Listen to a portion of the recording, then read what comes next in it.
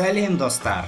Осы видеода One Piece анимесінің 408 сериясынан бастап 430 сериясына дейін, яғни Amazonia Lily деген аркасынан бастап Impel Down аркасының екінші бөліміне дейін қысқаша айтып беретін боламын. Алдыңғы серияларды көрмей қалған болсаң, оң жақ жоғарыда сілтемесі шығатын болады. Ал енді арнаға тіркеліп ыңғайланып отырып алған болсаң, мен видеоны бастаймын.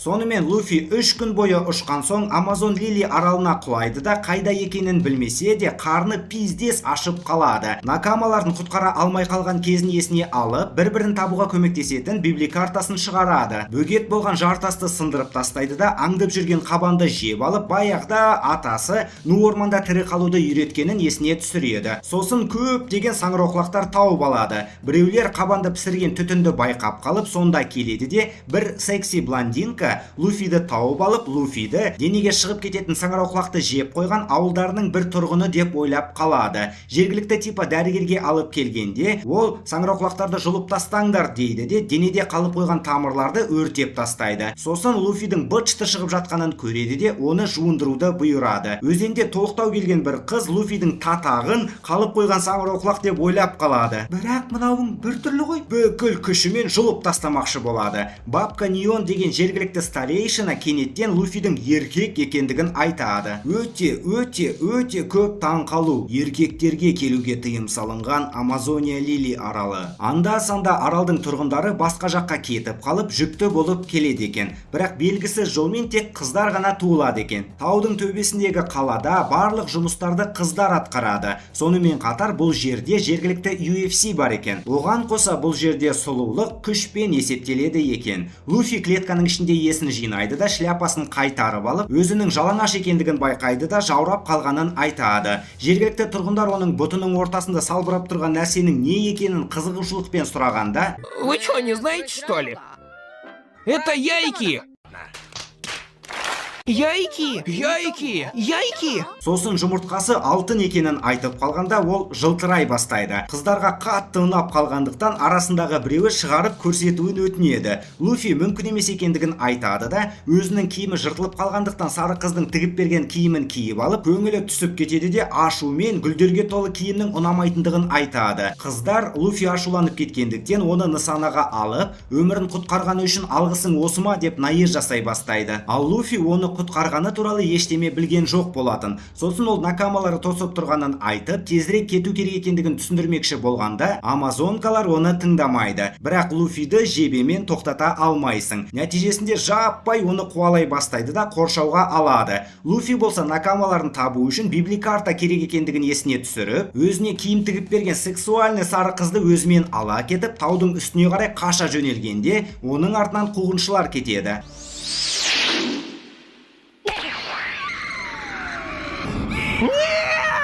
Таудың ар жағынан секіріп кеткенде Маргарет уайымдай бастайды. Бірақ Луфи соңғы сәтте резеңкелік шармен құлауды жұмсақ қылады. Маргарет басында шайқасқа дайындалады. Бірақ Луфидің тек достарына қарай барғысы келетінін түсініп, библикартасын қайтарып береді. Луфи библикартаның бөліктері бір-біріне тартылатын болғандықтан накамаларын тауып алатындығын түсіндіріп, құтқарғаны үшін алғысы шексіз екендігін айтады да, алғыс ретінде бәрін істеуге дайын екендігін қосқанда, Маргарет жұмыртқасын көрсетуін өтінеді. Луфи болса әдемілеп, олай істейтін болса өліп қалатынын түсіндіреді. Әрмен Луфи осы жердің басшысы Хиби-Хиби-сама деген пиратка екендігін естиді де, өзі де пират екендігін айтады. Кенеттен күзетші қыздар Хиби-Хиби-саманың қайтып келе жатқаны туралы белгі жібергенде, амазонкалар еркек деген мәселені тезірек жабуға асығады. Бұл арал ағысы жоқ Калмбелтте орналасқан екен. Бірақ Луфи бәрібір қайық жасап, бұл жерден жүзіп кетпекші. Қолынан келгенше қайық жасап алғанда, ол сынып, Луфи бата бастайды. Кенеттен Маргарет оны құтқарып шығады да, оған бауыр басып бара жатқанын түсініп, оны өлтіріп тастамақшы болады. Луфи әшейін жебенің тасты сындырып тастағанына таң қалып қалғанда, Маргарет жебелердің волямен оқталғанын түсіндіреді. NPC қыздар қуғынға қосылады, ал Куджа пираттары кенеттен Amazon Lily аралына примерно 3 километр қашықтықта тұрған дозорныйлардың кемесін байқап қалады. Ол кемені морской корольді өлтіріп тастаған вице-адмирал басқарып келген екен. Кенеттен бізге морской корольдің Луфидің дозорный кемені қиратып тастамақшы болған өткен шақты көрсетеді. Вице-адмирал болса морской корольдің аузына секіріп кетеді де біраз айландырып арқасынан тиесіп шығады. Әрімен ол бұл жерге морской корольдарды аулау үшін емес, амазонкалардың басшысы Хиби Самамен сөйлесуге келгенін түсіндіреді. Сосын Белаустың 2-ші дивизион командирі Огненный кулак Эйстің басы шабылатын күн анықталғанын айтады да, Хиби Сама Шичибукай болғандықтан Шичибукайдың бәрі соғысқа шақыртылып жатқанын жеткізеді. Егер Хиби Сама бас тартатын болса, ол Шичибукай атағынан айырылып, Куджа пираттары басқа пираттар сияқты дозорныйлардың іздеуіне салынатын болады. Негізі оларға Шичибукай болғанша охотник за головами болғандары дұрыс болатын еді по идее. Дозорный сарбаздар Куджа пираттарымен кездескен адамдардың бәрі тасқа айланғандарын естігендіктен кішкене уайымдай бастайды. Бірақ Хибидің сұлулығына тәнті болып қалады. Мынауың Намидан да әдемі ғой. Луфи амазонкалардан қашуын жалғастырады. Амазония Лилидің императрицасы және Куджа пираттарының капитаны Боа Хэнкок және оның қарындастары Сандерсония мен Мэриголд. Хэнкок соғысқа қатысқысы келмейтінін былш еткізеді де дозорный сарбаздарға кемедегі бүкіл азық-түлікті әкеп берулерін өтінеді. Пираткалар Хэнкоктың шешіміне қарсы шыға алмайды, сарбаздар да оның сұлулығынан өтінішті қайтара алмайды. Сосын Хэнкок қолдарымен жүрек жасап, Меро қабілетінің көмегімен барлық сарбаздарды тасқа айландырып жібереді. Вице-адмирал болса өз қолын жарақаттап, сезімінің кесірінен тас болып кетуден аман қалады. Куджалықтар азықтарын кішкене толтырып алады, ал вице-адмирал болса арттарынан тағы 3 күн жауап тосатынын айқайлайды. Оны бәрібір жалғыз өзі кемені қозғай алмайды деп тірі қалдырып кеткен екен. Арал тұрғындарының бәрі Боа Хэнкоктың фанаттары екендігі белгілі болады. Сонымен қатар тек аралдағы ең мықты қыздар ғана пират бола алады екен. Хэнкок сарайына келген уақытта оған өте қымбат әдемі тас сыйлайды. Хэнкок болса оны лақтыра салады, себебі бұндай әшекейлер оның сұлулығын кішкене басып тастайды. Балалардың соған арнап батпақтан жасаған мүсінін көрсетеді. Хэнкок болса мүсін батпақтан жасалғанына көңілі толмай сыйлықты сындырып тастайды да, жауынгер қыздар бір маймылды қуалап жүргендіктен сарай күзетшілердің арасында жоқ екендерін естиді. Луфи болса сценаристің көмегімен амазонкалардан қашуын жалғастырады. Жергілікті кемпір сарайға кіреді де, дозорныйлардың кемесі Хэнкоктың артынан келгенін түсініп, талаптарына келісуге өтініп тұрып кеңес береді де, Хэнкоктың күшімен оған ештеме болмайтынын түсіндіреді. Мне страшно. Похоже на прелестного щеночка. Нет, я не должна поддаваться. Әрімен бұл аралды баяғыдан бері Калмбелт қорғап тұрғанын, алайда адамдар Калмбелтте жүзіп морской корольдарды өлтіре алатын шамаға жеткендіктен, Хэнкок Шичибукай болмаса күндері қаралы болатынын түсіндіреді. Хэнкок болса оны бәрібір кешіретін болғандықтан похуй екендігін айтады. Себебі өзі өте сұлу екендігін қосып, тәккапарлық тұрысына тұрады да кемпірді терезеден лақтырып жібереді.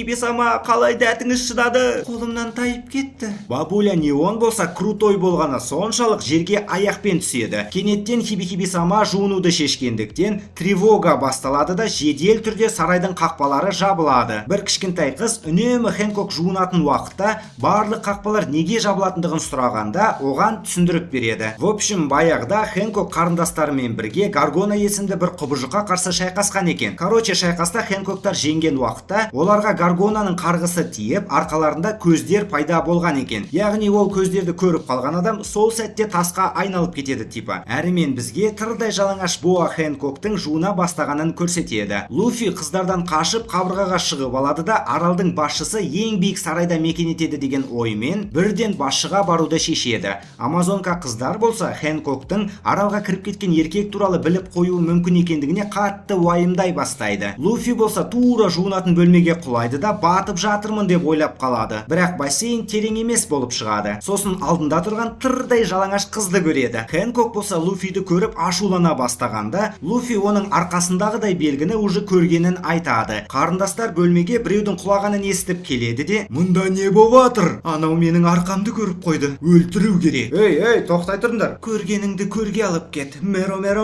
Луфи дура луч сияқты бірдеме екен деп ойлап қалып көзін жаба қалады. Хэнкок оның не үшін тасқа айналмағанын тұрғанын түсінбей, тіпті жалаңаш кезінде көрсе де ештеме сезбегеніне в ахуе болып қалады. Луфи терезеден секіріп қашып, тек басшыны іздеп жүргенін айтады. Куджа пираткалар оны нысанаға алған уақытта Луфи тек басшы пиратканы тауып алып, одан кеме сұрағысы келгенін түсіндіреді. Қыздар болса, бұл аралға келген еркек тірі қайталам деп ойлауы ақмақтық екендігін айтады. Луфи болса қолын созып, рогаткамен ұшқан сияқты ұшып кетеді. Кемпірден ет ұрлап алғанда, кемпір оның газеттегі адамға ұқсайтынын байқап, тұра тұршы деген сөзін тыңдамағандықтан Луфидің арқасынан бір тебеді.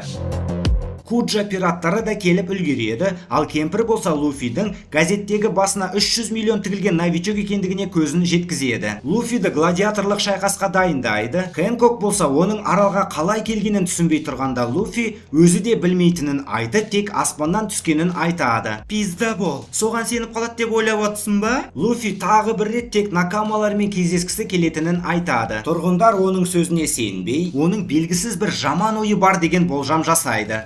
Маргарет болса ормандағы Луфидің сөздерін есіне түсіреді. Біз тірі тұрғанда күресуді тоқтатпаймыз. Маргарет ортаға шығады да Луфидің шындықты айтып тұрғанына сенетіндігін айтады. Хэнкок болса Маргареттің оны қорғаштап тұрғанын түсінбей отырады. Себебі олардың еркектерге тыйым салынған аралға еркек келетін болса, оның жазасы тек өлім. Маргарет болса Луфиді ауылға алып келген өзі болғандықтан қорғаштап тұрғанын мойындап қалғанда, құрбылары да Маргаретке көмектескендерін мойындайды. Хэнкок болса төменге түседі де бәрі жақсы болатынын айтып, күтпеген жерден үшеуін тасқа айландырып жібереді. Луфи қыздарды уайымдай бастап, Хэнкоктан оларды қалпына келтіруін өтінгенде, Хэнкок Луфиді балағаттап, оған не істеу керектігін үйретпеуін ескертеді. Аренаға аралға келген еркектерді өлім жазасына кесетін үлкен пантераны шығарғанда, Луфи оны бір соққысымен ұшырып жібереді. Көрермендер Луфидің воляны қолданбай пантераны бір соққысымен айырып тастағанына в ахуе болып қалады. Ал Луфи барлығына құрбыларыңды тасқа айландырып жібергенін көре тұра, татағыма мәз боп отырсыңдар деп ұрсады. Мынауың айқайлайды ғой. Бұл Хэнкоктың шешімі дұрыс. Ташақбашты өлтіріңдер. Хэнкок болса не істесе де бәрі оны кешіретіндігін айтады. Себебі ол өте әдемі. Сен де мені сұлу деп есептейсің ғой, иә? Жыныңды келтірмеш қатын. Не слушай его, сестра! Хэнкок өзінің сұлулығына төтеп бере алатын адамның бар екеніне сене алмай отырады да, бірден қарындастарына Луфиді өлтіруге бұйырады. Қарындастары аренаға секіреді де, екеуі де үлкен жыланға айналып кетеді. Луфи төбелесті бастамас бұрын сынып қалмау үшін мүсіндерді шетке апарып қойып жатқанда, жылан қыздар түсінбей тұрады. Луфи болса Аокидзимен болған жағдай сияқты қыздарды қайтадан қалпына келтіруге болады деп ойлайды да, оларды құтқару үшін бар болғаны екі жыланды айырып тастауым керек деп айтып қалғанда, барлығы тұрсилары жыртылғанша күледі. Себебі бұл екі жылан Куджаның ең мықты жауынгерлері екен. Сосын Луфиға аренаның маңайында өткір тастар бар екенін ескертеді де, Хэнкок шайқастың басталғанын жариялап, Луфидің өлгенін көргісі келетінін айтады. Луфиға соққылар жаудырылады, бірақ ол бәрін өткізіп тұрады. Кенеттен жылан у шашады, ал Луфидің резеңкелік тебісінен пайда болмай қалады. Оған қоса резеңкелі денеден соққы өтіп, Луфидің денесі ауыра бастайды. Сосын біреуі Луфиді орап алып, бұның бәрі волямен соққы жібергендіктен екендігін түсіндіргенде,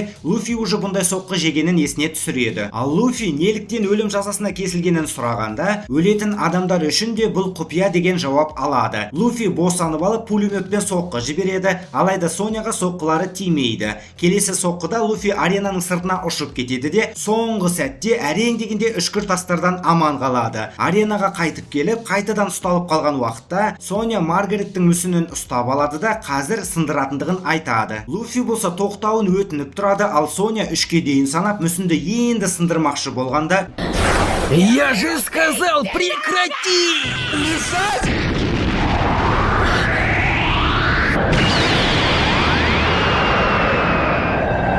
күтпеген жерден королевская воляны қолданып қалады. Барлығы в ахуе. Көптеген NPC-лар тала бастайды. Королевская воля деген миллион адамның тек біреуінде ғана болатын ерекше күш екен. Егер ол королевская воляны иеленетін болса, дәрежесі бәріміздікінен жоғары. Тура менікі сияқты екен. Луфи енді ойнамай төбелесуге дайын екендігін айтады. Хэнкок Луфидің әлі тірі тұрғанына ашулана бастайды. Луфи мүсінді шетке қойғанша күте тұруларын өтінеді. Кенеттен жыланның шашқан қаруы ауаға тарап, Луфи әлсірей бастайды. Бірақ Луфи жоғарға секіреді де бүкіл уды үрлеп тастайды. Сосын екінші гирін қолданып, оның жылдамдығына жылан қыздар үлгере алмай қалады. Жыландардың біреуін аренаға қадап тастайды. Екіншісі қорғанысқа тұрса да, Луфи оны реактивный базукасымен шалқасынан түсіреді. Екі жылан бүкіл күштерін қолданып, біреуінің шашы жыландар, ал екіншісінің шашы отты жыландарға айналып кетеді. Луфи оларға реактивный пулеметпен соққы жіберіп, артынан бір-біріне құлайтындай соққы жібереді. Соня өртене бастағанда Луфи олардың құйрықтарын байлап тастайды. Нәтижесінде Соня құлап, аренаның шетіне ұстанып қалады. Хэнкок қазір бәрі үш әпкенің арқасындағыны көріп қоятынын уайымдай бастағанда, кенеттен Луфи оның өртеніп жатқан арқасын денесімен жауып қалып, құпияларын қорғап қалады. Хэнкок көрермендердің бәріне аренадан кетуге бұйырады да, Луфидің шынымен де жақсы адам екендігіне сене алмай тұрады. Луфи тағы да Маргарет пен оның құрбыларын қалпына келтіруін өтінгенде, Хэнкок Луфидің шынымен қандай адам екенін анықтау үшін екі таңдау береді. В общем, қыздарды қалпына келтіреді, немесе кеме береді. Тек біреуін ғана таңдауға болады деп, Луфидің бет пердесін шешіп тастамақшы болады. Алайда Луфи ойланбастан қыздарды қалпына келтіруін өтінгенде, Хэнкоктар Луфидің жомарттылығына тәнті болып қалады. NPC-лар Луфидің мықтылығына тәнті, бірақ Куджа пираттарының біреуі Луфидің бәрібір өлетініне сенімді. Кенеттен Маргареттар сыртқа шығады да, өздерінің тасқа айланғандары туралы естіп, Луфидің алғыс айту үшін сарайға шақыртылғандығын айтады. Иду. Нет еды. Эй, ты чего голая сидишь? Как обычно, групп. Хэнкок бұрылып, Луфиға арқасындағы құпия белгісін көрсетіп, бұндай белгіні қайдан көргенін сұрайды. Луфи болса қателесіп, Хачидің шекесіндегі белгімен шатастырып алғанын айтқанда, бөлмеге кемпір келіп, Монки де Луфидің пират екендігін айтады да, Хэнкокқа шындықты айтып беруге кеңес береді. Сонымен қатар Тени Рюбитаға қол көтерген осы далбойып екендігін қосады. Хэнкоктар бұны естіп в ахуе болады да, оқиғаны қысқаша естіп алған соң, Хэнкок бұндай далбойыптардың бар болғанына қуанышты екендігін айтады. Сосын кішкене жылап алып, баяғыда үшеуін Тени Рюбита ұстап алған кезді айтып береді. В общем, баяғыда олар кемеде болғанда, су астымен бір NPC-лар келіп, үш әпкені технично ұрлап кеткен екен. Сосын олар аукционда сатылып кетіп, 4 жыл бойы азап шеккен. Үшеуі сол кезде алғашқы рет еркекті кездестіріп, еркектерге кек сақтап қалған ғой, короче. Соняның естеліктері ашылып қинала бастайды, ал Хэнкок жалғастырады. 4 жыл өткен соң Фишер Тайгер деген біреу келеді де, таудың басына шығып, балық адам халқымен қоса, басқа да құлдардың бәрін босатып жіберген екен. Фишер Тайгер уже баяғыда қайтыс болып кеткен, ал құлдықта болған балық адамдардың құлдық белгісі күннің белгісіне ауыстырылған. Күннің белгісін күн пираттарының бәрі, яғни құлдықта болғандары да, болмағандары да салдырған. Олар құлдықта жүргенде үшеуіне дьявольский фрукт жегізіпті. Хэнкок бостандыққа шыққаннан бастап ешкімге бағынбаймын деген шешім қабылдаған екен. Кемпір болса Хэнкоктың жүрегі әлі бар екеніне қуанышты болып, екеуінің салғыласқанынан кемпір Хэнкоктың алдында Амазон Лилидің императрицасы болғаны белгілі болады. Әрмен Хэнкок Луфидан өзі бұрын құл болғандықтан енді мені жек көресің бе деп сұрағанда, Луфи сұрақты түсінбей Тени Рюбитаны ғана жек көретінін айтады. Хэнкокқа жауап ұнап қалып, жүр, мен саған берем. Кеме ма? Я, әрине, кеме. Луфидің қарны шұрылдай бастағанда, Хэнкок оны банкетке апарып тастауға бұйрық береді. NPC-лар басында Луфи еркек болғандықтан қарсы болады, бірақ нәтижесінде келіседі. Луфи үлкен тәбетпен тамақты опырады, ал Коджаның пираттары бұның бәрі Хэнкоктың жоспары деп ойлап, Луфиді өлтірмекші болады. Алайда шабуыл бастағанда, кенеттен Луфи тұрып, неге музыка жоқ деп ақыра бастайды да, кәз мен сендерге көңіл көтеруді үйретем деп. Йо-хо-хо-хо-хо! Йо-хо-хо-хо! Йо-хо-хо-хо-хо! Йо-хо-хо-хо! Қыздарға көңіл көтеру ұнап қалады, Чоппердің бір түрлі приколын үйретіп тастайды. Луфи тағы да тамақты опырып алған соң, Луфиді созып көргісі келетіндерден тұратын үлкен кезек пайда болады да, Луфи әрең дегенде Маргареттің көмегімен қашып кетеді. Екеуі бөлек шығады да, Маргарет болған жағдайдың бәрін естігенін айтып, дұрыстап тұрып алғыс айтады. Осы уақытта Хэнкоктың ыстығы көтеріліп, есінен танып қалады. Маргарет Луфиді кемпірге алып келгенде, Луфи кемпірден Хэнкоктың негізі Шичибукай екендігін естіп, в ахуе болады да, Шичибукай мен дозорнилар бірігіп Белаусқа қарсы соғысайын деп жатқандарын естіп, в ахуище болып қалады. Кемпір әзірше толық ақпарат білмейтінін айтып, соғыс огненный кулак Эйстің өлім жазасы іске асырылатын уақытта басталады деген болжамын айтады. Луфи Эйс оның ағасы екендігін айтып, түрмеге тек дозорный кемемен ғана жетуге болатынын естиді. В общем, ол жердегі ерекше ағыс қақпалардың біреуі ашылғанда бағытын өзгертіп, кеме керекті жерге кіре алады. Ал пираттық кемелер тек айналып жүзе береді. Кемпір библикартаны көріп, Эйстің өмірі қыл үстінде екендігін айтады. Луфи болса дозорный кеменің Хэнкоктың артынан келгенін естіп, Хэнкокты көмектесуге көндіріп көрмекші болады. Эйстан библикарта алған кезде есіне түсіріп, накамалармен кездесетін уақытты кішкене шегере тұрамын деген шешім қабылдайды. Кемпір болса Луфи көмектескісі келсе де, ол соғыста слишком мықтылар көп болатын болғандықтан барғаннан пайда жоқ дейді. Бірақ Луфиға похуй, себебі ол сценаристің көмегіне сенеді. Сол сәтте бір амазонка жүгіріп келеді де, Хэнкоктың ауырып қалғандықтан тұра алмай жатқандығын айтады. Кемпір келіп, Луфидің есімін атап, ертең уже жүзіп кететіндігін айтқандағы Хэнкоктың реакциясына қарап, оның ғашық болып қалғандығын түсінеді. Сосын бұл аурумен барлық императрицалар ауырғандығын айтып, олар өздерінің міндеттеріне слишком адал болғандықтан қаза тапқандарын қосады. Соңында Луфисімен сөйлескісі келеді деп айтқаны сол еді, Хэнкок сол сәтте атып тұрады. Луфи ағасына көмек керек болғандықтан Хэнкоктан көмек сұрағанда қарындастары Луфидің да барлық еркектер сияқты тек қара басын ойлайтындығын айтқаны сол еді. Кенеттен Хэнкок келісіп, не қаласа да орындауға дайын екендігін айтады. Кемпір болса Хэнкоктың шынымен де махаббат ауруына шалдығып қалғанына көзі жетеді де, Хэнкокқа махаббаттың не екендігін түсіндіріп, Луфиді қалаған жеріне жеткізіп қана қоймай, соғысқа барып Шичибукай лауазымын да сақтап қалатындығын қосады. Пираттарға Имплдаун түрмесіне бара алатын жалғыз тәсіл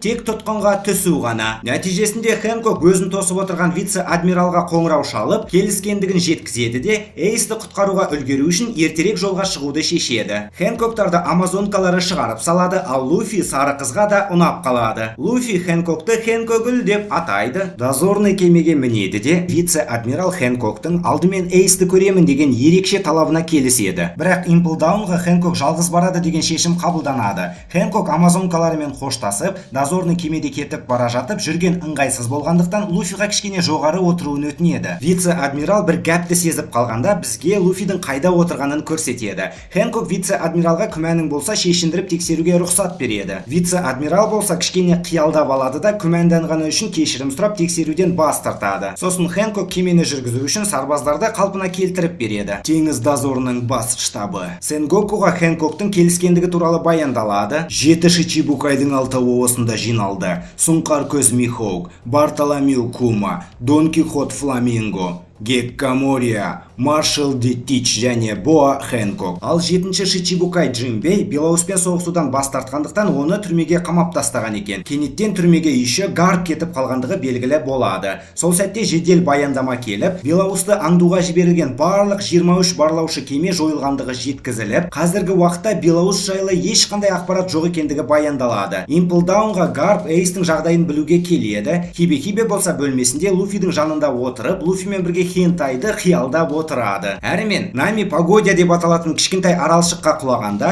оны жергілікті ученый шал тауып алып үйіне әкеліп жатқызып қойса, Нами ояна сала таяқшасымен шалды маңқ еткізеді де, өзі жатқан бөлмеден шалды қуып шығады. Сосын бәрін түсініп шалмен шай ішіп отырғанда, өзінің бірнеше күн бойы ес-түссіз жатқанын естиді. Шал Намидің мұңайып отырғанын байқап, түйілген арқанмен фокус көрсетеді. Екінші түйінді шешкенде жел қаттырақ соғып, үшіншіні шешкенде Нами ұшып кетеді. Нами фокус көріп болған соң серуендеп қайтуды шешеді, алайда ауа райы пиздес болып тұрғандықтан қайта оралып күте тұруды жөн көреді. Кенеттен бұл шалдың душы бұлтпен жұмыс істеп, еще ыстық су ағады екен. Шал жұмыстарым бар деп бір жаққа кетіп қалған уақытта Нами боранды тоқтатып көрмекші болады да, таяқшасын жаңағы арқанмен күшейтіп, боран мен қара бұлтты тарқатып жібереді. Шал болса негізі бұл боран зерттеуге керек болғанын айтып, бұл жер Погодя деп аталатын кішкентай аспан аралы екендігін қосады да, бұл жерде профессорлар ауа райын зерттей істейтіндігін түсіндіреді. Гранд Лайндағы бір қыстық аралда робот-ит және баласымен бір охотник құбыжықты кездестіріп қалады. Робо-ит бірден ракеталармен соққы жібереді. Кенеттен бұл Фрэнки екен. Ракетадан ешқандай жарақат алмайды, алайда жаурап қалады. Бірақ стилі тұрсүймен жүру болғандықтан киінуден бас тартады. Кішкене билеп, жаңағы охотниктарға би ұнап қалады. Сосын өзінің фирменный супер деген сөзімен биді аяқтаған уақытта суық өзінікін алып Фрэнки толығымен қатып қалады. Кенеттен бұл жер технология аралы, сонымен қатар Вегапанктың отаны екен. Дәрігерлер Фрэнкидің коламен жұмыс істейтініне таңғалып, бұл аралда кола жоқ болғандықтан қолда бар нәрсені қолдануды шешеді.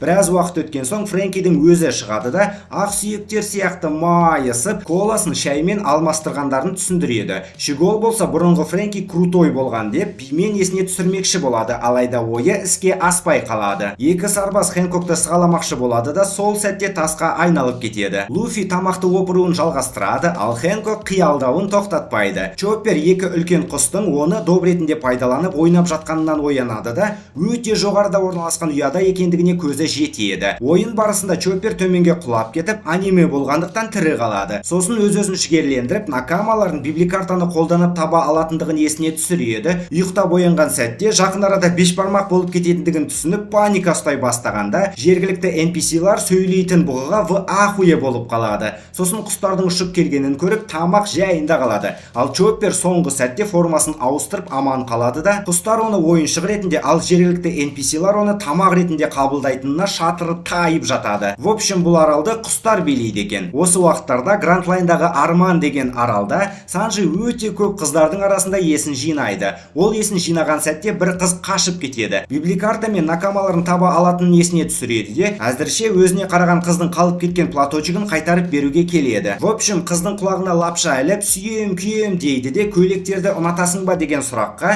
әрине ұнатам деп жауап бергенде қақпа ашылып, күтпеген жерден Элизабет деген қыз Санжиға көйлек кигізгісі келіп тұрған трансвестит болып шығады. Оған қоса бүкіл аралдағы адамдар транстар екен. Санжиға енді көйлектер ұнамай қалады да транстардан қашып жүріп, накамалар бұл жерден қарағанда жақсырақ жерде жүрсе екен деп армандайды. Хэнкок Луфидің командасында қыздар бар екенін естіп, қызғаныш сезімін сезіне бастайды да Имплдаунға сапарларын жалғастырады. Осы уақыттарда Робин бір қарлы аймақта есін жинағанда, оны бір кішкентай қыз тауып алып жылынуға үйіне шақырады. Ал бұл жер колония сияқты бірдеме екен. Қыз Робинді үйіне алып келгенде, бірге тұратындары Робиннің кіргеніне қарсы болады. Бірақ қыз бірдеме болса барлық жауапкершілікті өзінің мойнына алатындығын айтады. Чердаққа шығып Робинға тамақ береді де, кішкене Робиннің саяхаты туралы әңгімені қызығушылықпен тыңдайды. Сол сәтте қоңырау шырылдап, қыз жұмыс істеуге кетеді. Таңертең қыз қайтып келгенде, Робин оның қай жерде жұмыс істейтінін уайымдай бастайды. В общем, бұл жерде барлығы көпір тұрғызып жатыр екен. Ал ол көпірді тұрғызу жұмыстары 700 жылдан бері жалғасып келеді екен.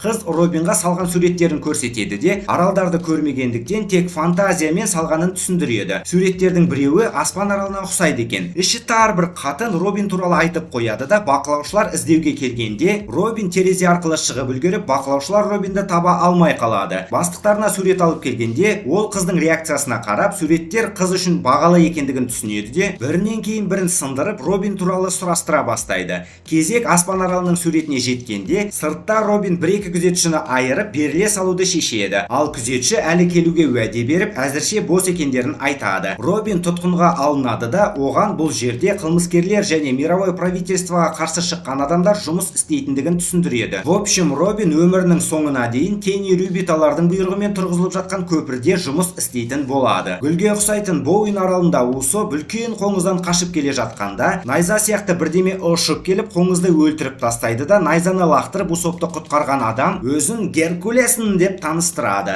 Усоп аралдың өсімдіктерін бұрындары көрмегенін айтып, кішкене уақыттан кейін өсімдіктердің бәрі оны жеп қоймақшы екендігіне көзі жетеді. Руина деп аталатын заброшенный арал. Бартоломеу Кума Перонаны осы жерге жіберген екен. Перона болса осындай жерді ұнататын болса да, құлдары болмағандықтан көңілі толмай отырады. Осы сәтте арт жақта Зора ұшып келгенде, Перона кім келгенін көруге барады да, ұшып келген Геккаморияға шабуыл жасаған мугиваралықтардың біреуі екенін танып, Зораны өлім аузында тастап кетеді. Алайда біраз уақыт өткен соң Зораны емдеп, оянған соң оны мишкасы сияқты құл жасап алмақшы болады. Әрмен Зора оянып, Перонаны танып қояды да, семсерлерін алмақшы болғанда Перона негативін қолданып, Зораны талдырып тастайды. Зора ұйықтап жатқанда Перона одан мишка жасап алады. Алайда алайда зора уақытым жоқ деп кетіп қалады да перона саусағымен көрсетіп тұрса да шығатын есікті таба алмай жүреді. Кедейлер аралы Кангерия. Сатанисттар жиналып, сатананы шақыртып отырған ортаға Брук келіп құлағанда, NPC-лар шынымен де шақырту жұмыс істейма деген ойға батады. Брук есін жинап, жан-жағына қарайды да бірден мына қыздың тұрсиының цветін сұрайды. Луфи өте көп тамақ жеуін жалғастырады, ал Маринфордта мықты дозорный командирлар жинала бастайды. Имплдаун түрмесінде Эйс Гарптан өзін өлтіріп тастауын өтінеді. Гарп болса дозорныйлар теңіз патшасын уже ашуландырып тастағандықтан бірдемені өзгерту тым кеш екендігін түсіндіреді. Сен өліп қалатын болсаң да,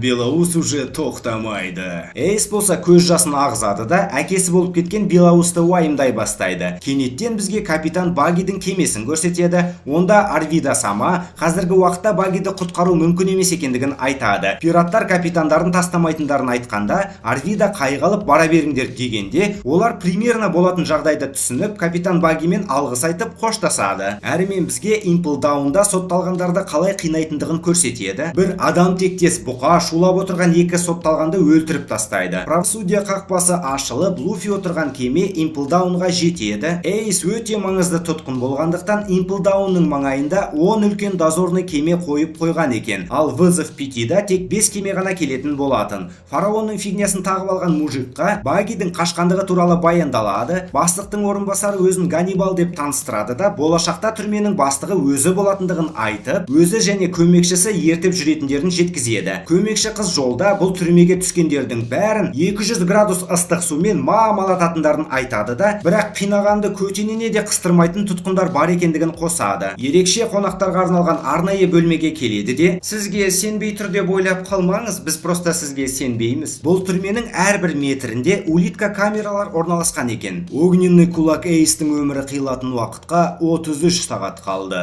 Эйс туған әкесімен араласқысы келмегендіктен анасының фамилиясын алғандығын түсіндіреді. Эйс пен Луфи екеуі әлемдегі ең іздестірілетін адамдардың балалары екен. Әрімен Эйс туған әкесін признавать етпей, Белоус оның туған әкесіндей болғанын айтып, Белоустың командасына келген кезін есіне түсіреді. Хэнкок сұлулығын назар аудару үшін қолданады да, улитка камерамен көмекші қызды тасқа айландырып жібереді. Сосын Луфиға бұл жерге түскен адамдар уже шыға алмайтындығын ескертіп, абай болуын өтінеді. Луфи болса оның қолынан ұстап, алғысы шексіз екендігін айтқанда, Хэнкок бұны үйленуге ұсыныс ретінде қабылдайды да, Луфидің абай боламын деген уәдесін алып, сәттілік тілейді. Ганнибал камераның істен шыққандығы туралы естіген сәтте, қолына кайросекидан жасалған кісен тағылған Хэнкок шығады. Бұл дегенің Хэнкоктың қабілеті өшіп, енді ол Луфиға көмектесе алмайды деген сөз. Луфи потолокпен технично жүре бастайды, ал Хэнкок лифт арқылы 4-ші дәрежеге қарай кетеді. Ерінен оқығанда аригато мен I love you ұқсайтын болғандықтан, Хэнкоктың бақыттан басы айналып қалады. Ганнибал бұл жер естігеннен де жаман екендігін айтқанда, көмекші қыз 4-ші дәреже бұдан да сорақы екендігін түсіндіреді. Осы уақытта 1-ші дәрежеде Баги өзінің қабілеті бар екендігін жасырғандықтан бөлмесінен қашып кетеді. Оны күзетшілер улитка камера арқылы байқап қалып, артынан блугарлар отрядын жібереді. Луфи библикартаның бағытымен жол іздеп жүреді де, Багиді қуалап жүрген шуға назарын аудармайды. Сотталғандардың жанынан өтіп бара жатып, Эйс походу төмендегі 4-ші дәрежеде екендігін естиді. Сол сәтте блугарлардан қашып келе жатқан Багиді көргенде, сотталғандар оған да қашуға кеңес береді. Луфи кеңеске құлақ асқанда, Баги Луфиді көріп кішкене таң қалып қалады. Кішкене Багидің кім екендігі туралы флешбектер болған соң, Луфи да Багиді есіне түсіреді. Сосын екеуі қуғыннан құтыла алмайтындарын түсініп шайқасқа түседі. Баги барлық күшін қолданып шайқасады да, біреуін жерге қадап тастаса да пайда болмай қалады. Соңғы сәтте оны Луфи құтқарып қалғанда,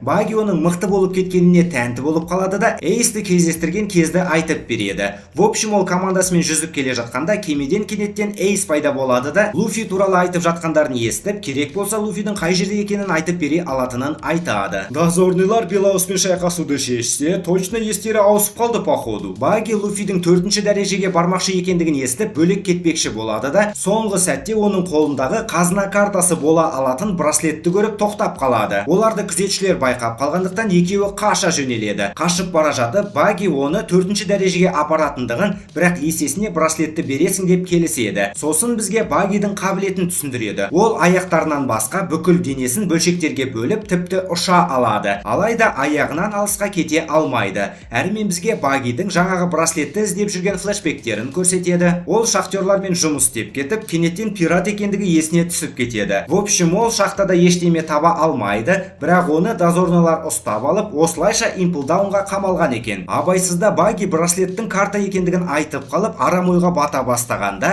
Луфи бәрін түсініп, Эйстің өмірі қымбат болғандықтан картаны тіпті қазір бере салуға дайын екендігін айтады. Баги Луфидің ақ көңілдігіне көңілі босап алады да, браслетті алған уақытта абайсызда қабырғаға жабысып қалады. Луфи оны жол қысқартып жатыр екен деп ойлап, қабырғаны жарып өтеді де, күзетшілердің бөлмесі арқылы осы дәреженің негізгі қинайтын аймағына түсіп кетеді. Бұл өткір ұшты орманда сотталғандарды қуалап қинайды екен. Имплдаун түрмесінің бірінші дәрежесі өткір тозақ. Багидің басы істеп кетіп, аяғын жерге қояды да өзі ұшақтың рөлін атқарады. Жолдары болып, орманның ортасында екінші дәрежеге апаратын жолды тауып алады. Ешкім екінші дәрежеге барғысы келмейтін болғандықтан жолды жауып қоюдың қажеті жоқ екен. Луфи ойланбастан төменге секіріп кетеді. Баги болса жалғыз өзі қашып кетпекші болады. Алайда бір блугарь оған балта лақтырады. Багидің денесін негізі кесу мүмкін емес, бірақ аяғы төменге құлап кетеді. Имплдаун түрмесі бірнеше дәрежеден тұрады. Төмендеген сайын қауіпті қылмыскерлер отырады. 4-ші дәрежеде 100 миллионнан жоғары тұратын қылмыскерлер отырады екен. 2-ші дәрежені қорқынышты хайуандар күзетеді. Баги бұл жерде жалғыз тірі қалмайтынын түсініп, Луфидан алыстамау керек деген шешім қабылдайды. Кішкентай бегемотты кездестіріп, сүйкімді екен деп тұрғандары сол еді. Ол Багиді жеп қояды. Алайда Баги денесін алшақтан басқара алатын болғандықтан аман қалады. Келесі хайуан крутой богомол мақтанышпен лезвиялармен ойнап тұрып, абайсызда бетонға қыстырып алады. Луфи болса ештеме демей жолын жалғастырып бара жатып, бұл дәрежеде барлығы чота әлсіз екендігін айтқаны сол еді. Бір үлкен тауыққа тап болып қаша жөнеледі. Сосын Луфи тоқтайды да 3-ші гирді қолданып, үлкен қолымен тауықты чаттан шығарып жібереді. Соққы болар алдында күзетшілер Багиға Луфидің көмектесіп жүргенін анықтаған екен. Хэнкок 4-ші дәрежеге түседі де, Магеллан деген әлемдегі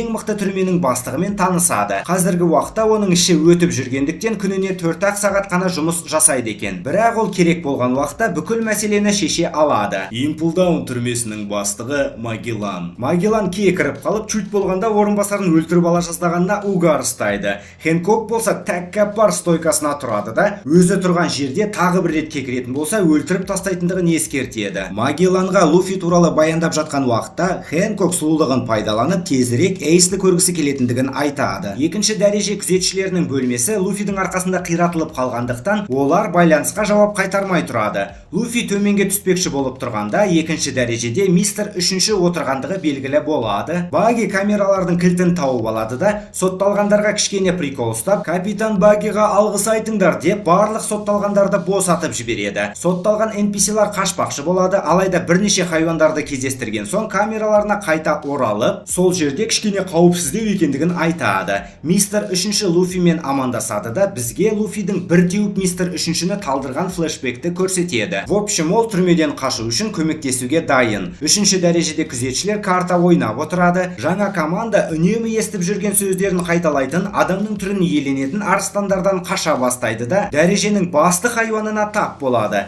Кішірек хайуандар қаша жөнеледі, ал үлкен хайуан Луфиларды қуалай бастаған сәтте 430-шы серия, яғни Имплдаун аркасының бірінші бөлімі аяқталады. Видеоны соңына дейін көрген жандарға миллиондаған алғысымды білдіремін. Келесі серияларды жіберіп алмау үшін арнаға тіркеліп алуға өтініп тұрып кеңес беремін. Видео жылдамырақ шыққанын қалайтындар болса, лайк басуды ұмытпаймыз. Әрмен әдеттегідей, келесі видеода кездескенше күн жақсы.